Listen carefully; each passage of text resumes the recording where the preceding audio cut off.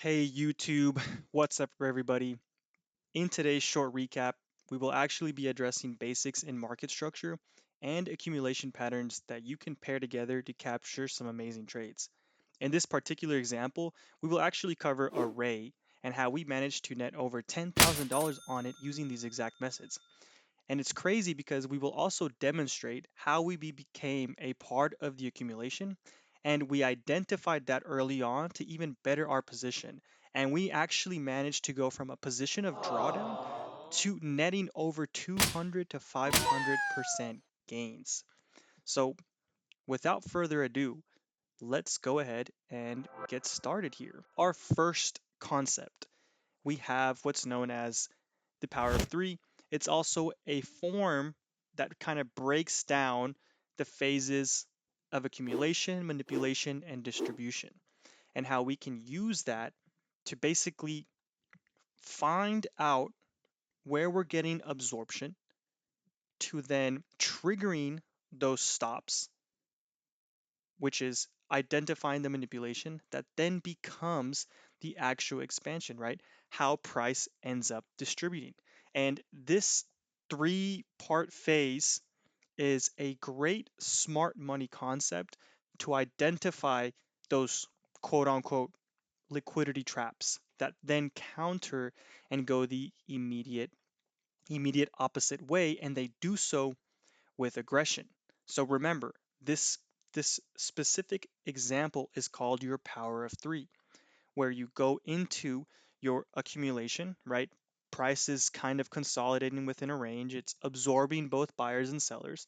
And then it goes in a manipulation phase where that range high or range low, depending on where the manipulation is set, breaks down, triggers those stops, and then immediately reverses in the opposite direction. That is known as your distribution phase.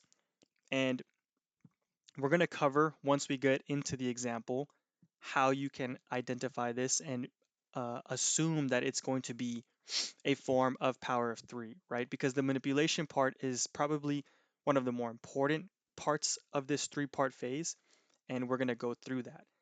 The second part of this, we're going to cover some basics in market structure, and then we're going to put it all together for the grand finale and how you can utilize both of these concepts.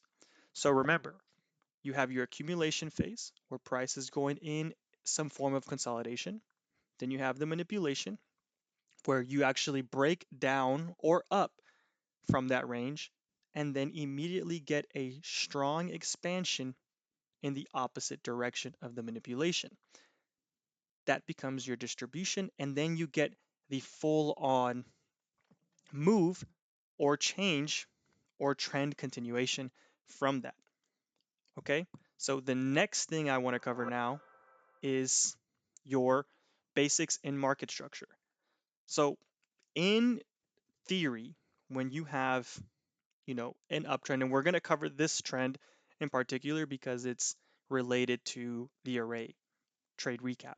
So, in this scenario, right, when you have an uptrend, you have two things that kind of constitute and give you that uptrend, and that's a series of higher lows and higher highs, higher lows and higher highs, right? Granted, when you make those new highs, you want to have a form of expansion, usually with some strong displacement. Remember, displacement is a very aggressive move in your trend continuation or trend change, right? And you establish the retracement off the higher lows. So what's important about this trend is incorporating your Fibonacci tools.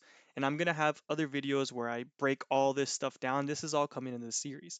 But for the trade recap, I'm going to try and go through this briefly just so you get the basic concepts.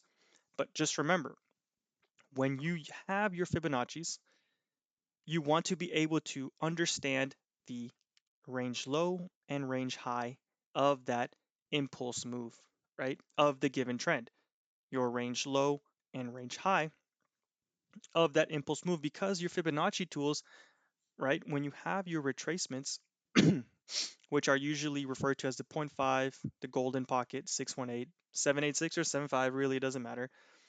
You'll see that when price does return, when it retraces, a lot of the times in an uptrend, the higher low is usually accounted for with those retracement Fibonacci's, also known as your OTE, right? Your optimal trade entry.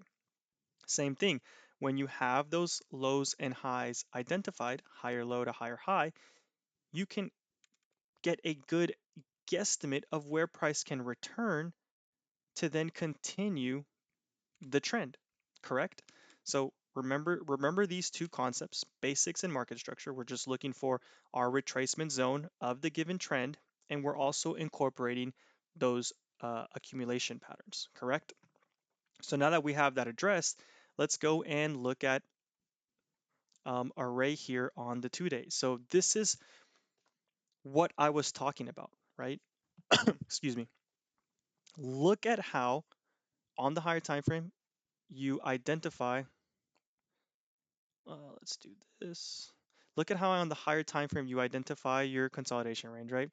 You have your consolidation range. And just like in the power of three, this is your accumulation cycle. And then you break down out of that range, which is why we have it annotated with these trends here. You break out of that range and then immediately what? Reverse with aggression, right? And this is what sets up that manipulation or the spring low if you're a Wyckoff trader. It's very, very similar. But notice how we go from a lower high, lower low, lower high, lower low, higher high. Our trend has now changed.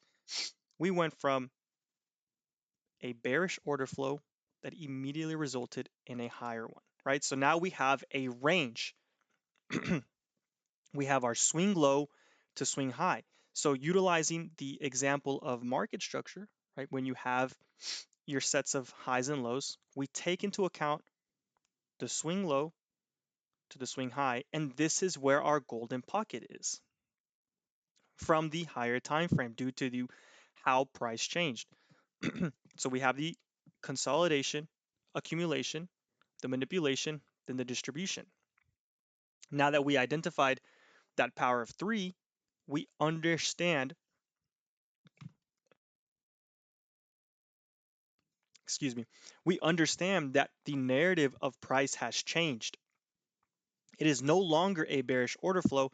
Now we come in and incorporate the higher low to higher high. If this is going to be changing because we changed it from a lower high to lower low into new highs, now we can address whether or not this is going to form a higher low to go higher, right?